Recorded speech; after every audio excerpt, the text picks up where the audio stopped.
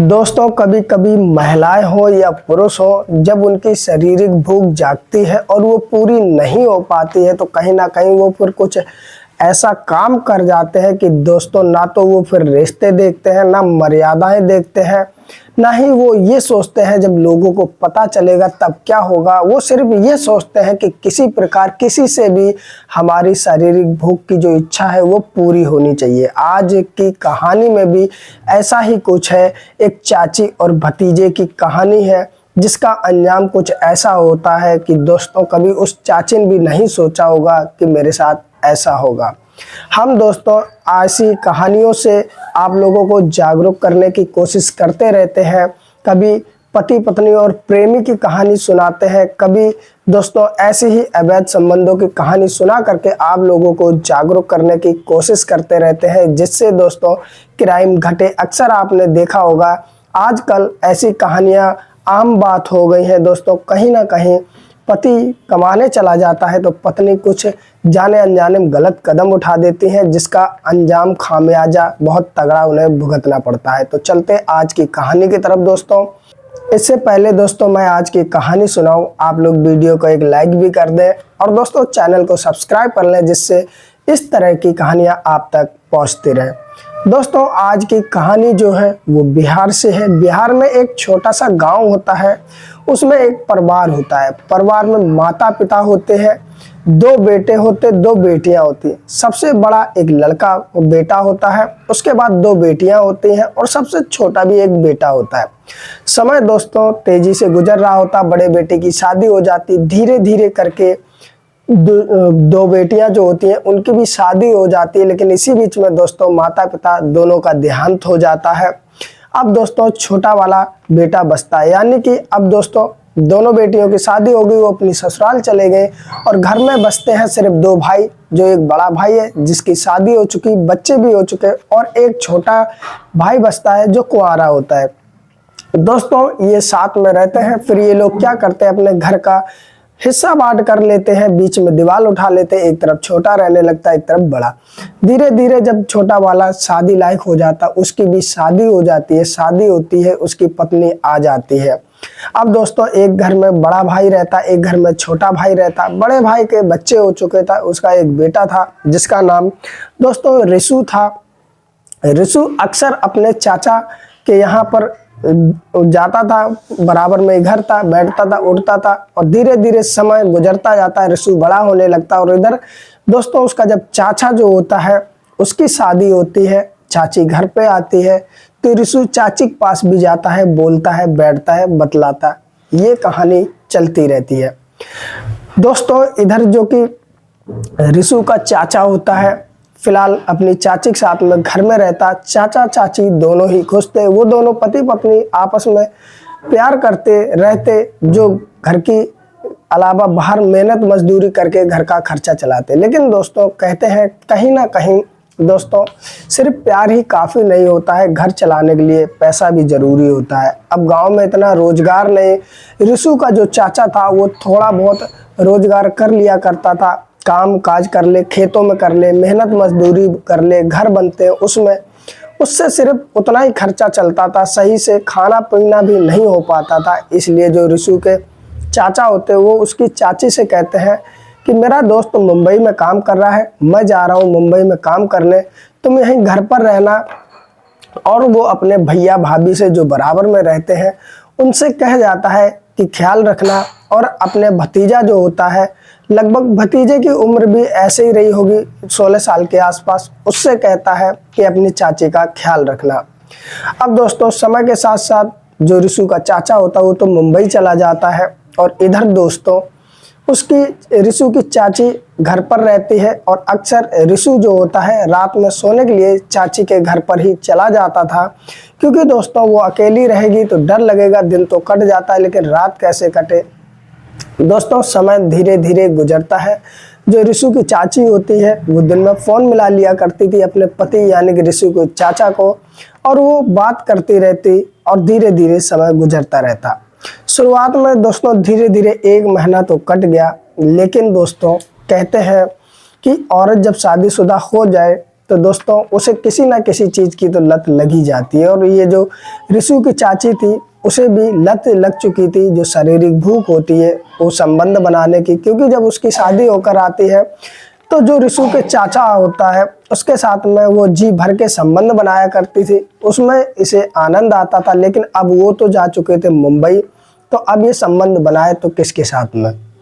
दोस्तों वो दिन में जब बातें किया करती थी अपने पति से, यानी कि रिशु की चाची जब अपने रिशु चाचा से बात किया करती थी तो कहा करती थी कि तुम एक दो दिन के लिए आ जाओ, मेरा ऐसा जी कर रहा वैसा, यानी कि अपने जो भी दिल की हसरतें होती थी वो सारी हसरतें अपने पति को बता दिया करती थी। लेकिन जो रिशु का चाचा होता है वो दोस्तों यही कहता था कि अब मैं कुछ पैसे कमा लूँ और कुछ गांव में फिर काम काज कर लूँगा और उसके बाद में हम दोनों एक साथ रहेंगे। लेकिन दोस्तों इधर जो रिशु की चाची थी उसकी कहीं ना कहीं जो उत्तेजना है वो बढ़ती चली जाती है। और उसके अंदर एक कमी और थी कि दोस्तों वो अपने फ़ोन में गंदी फिल्म भी देख लिया करती थी, जिससे उसकी उत्तेजना और ज़्यादा बढ़ जाया करती थी।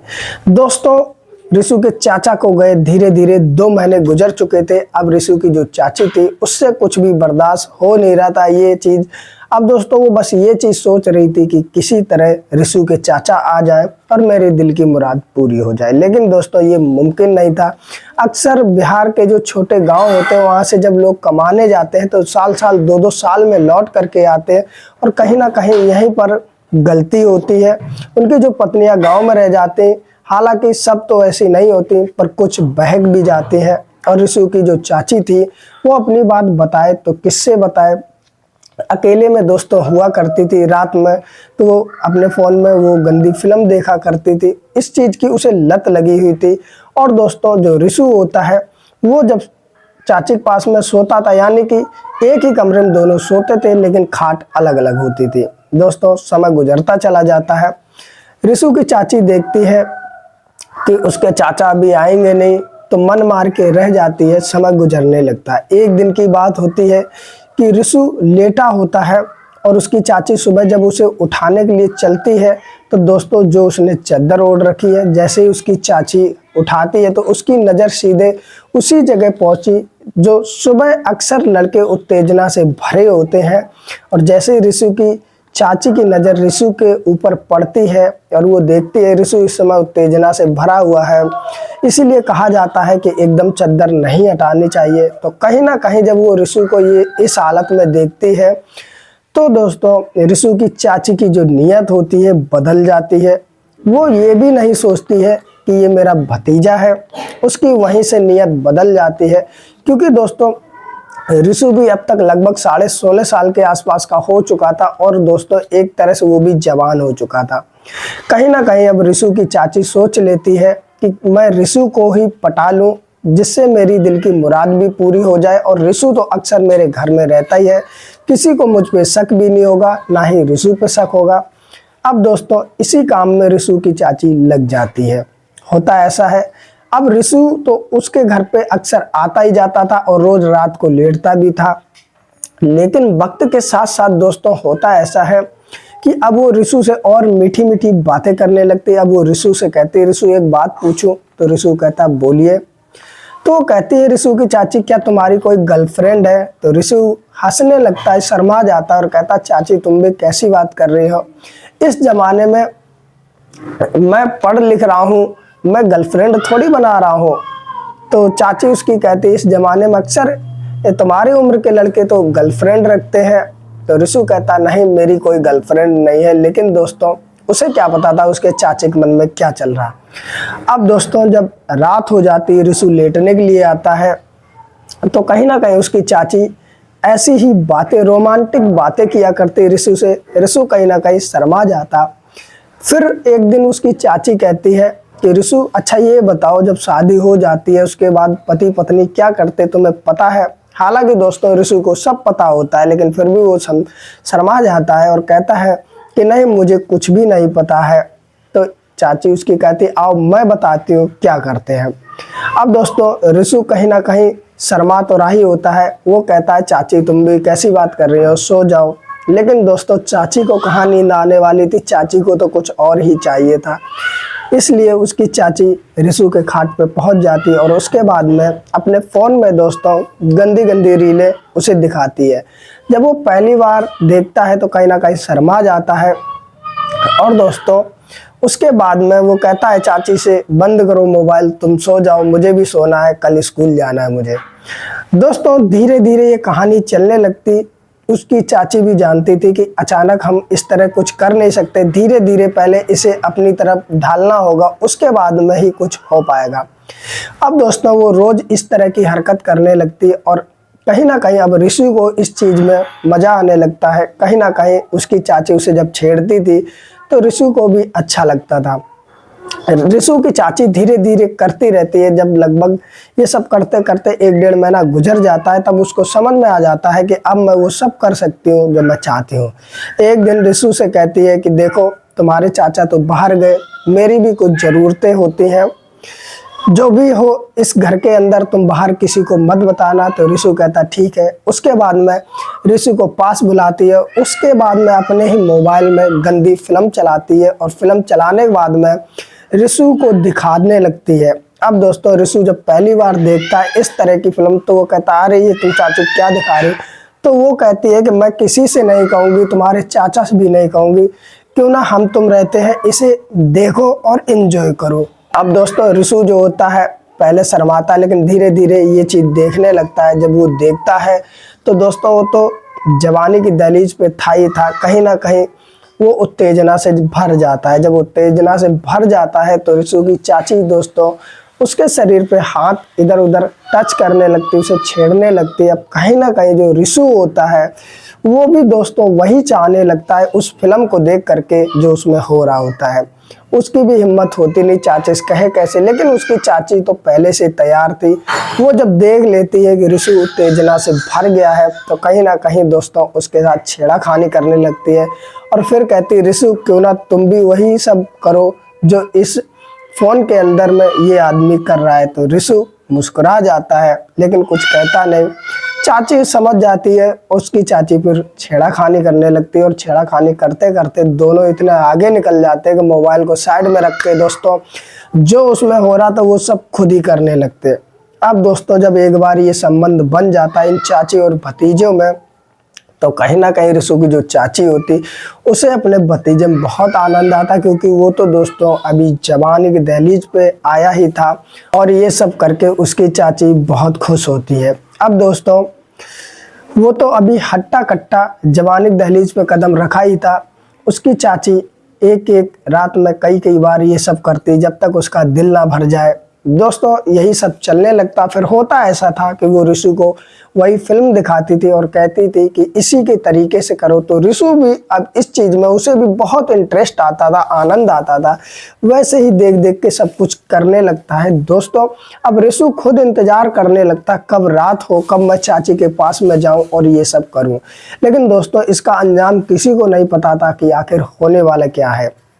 दोस्तों समय गुजरने लगता, धीरे धीरे 6 महीने गुजरते जाते हैं और ये सब होता रहता है। और ऋषि का चाचा बाहर था कमाने के लिए। अब दोस्तों उसकी चाची उसके चाचा तक को फ़ोन नहीं करती, दिन में कहाँ कई कई बार फ़ोन किया करती थी, लेकिन जब से वो ऋषि के संबंध में आई अब पति को फ़ोन भी नहीं करती। कहीं ना कहीं उसके पति को भी कुछ शक होने लगता है कि आखिरकार मेरी पत्नी इतना फ़ोन पर बात करती थी, लेकिन अब तो वो बात ही नहीं करती। जब वो फ़ोन मिलाता भी है तो उसकी पत्नी यानी कि ऋषि का चाचा जब फ़ोन करता है तो उसकी चाची जो होती है ऋषि की वो सही से बात भी नहीं करती।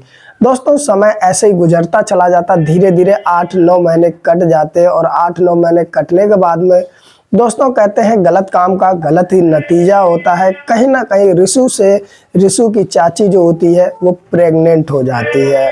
दोस्तों जब ऋषि की चाची जो होती प्रेग्नेंट हो जाती है उसे खुद भी समझ में नहीं आता है कि मैं प्रेग्नेंट हूँ या क्या। धीरे धीरे दोस्तों समय बीतने लगता है और दोस्तों इधर जो होता है उसका चाचा वो लगभग 1 साल बाद लौटता है और तब तक ये दोस्तों 3 महीने की प्रेग्नेंट हो चुकी थी।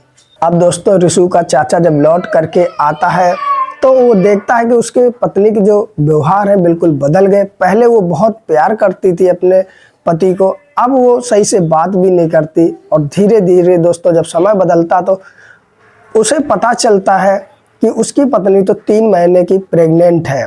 ये बात जैसे ही ऋषु के चाचा को पता चलती है तो वो अपनी पत्नी यानी कि ऋषु की चाची से पूछता है कि आखिरकार तुम 3 महीने की प्रेग्नेंट कैसे हो, जबकि मैं तो लगभग 1 साल से बाहर था। उसकी पत्नी कुछ बताती नहीं दोस्तों। जब वो अपने ये बात बड़े भैया भाभी को बताता है तब पता चलता है कि ऋषु ही जाता था, लेटता था। अब दोस्तों उसका चाचा है, जम करके पिटाई लगा देता है चाची की, और पिटाई लगाने के बाद में फिर दोस्तों पूछता है तो वो सारा कुछ सच कबूल देती है कि मुझसे तुम्हारी दूरी बर्दाश्त नहीं हो रही थी, इसलिए मैंने ऋषु के साथ में ऐसा सब कुछ किया। तो कहीं ना कहीं दोस्तों फिर होता ऐसा है कि उसका चाचा अपनी ही पत्नी को निकाल देता, उसके मायके भेज देता और कहता है आज के बाद तुम्हें आने की ज़रूरत नहीं है।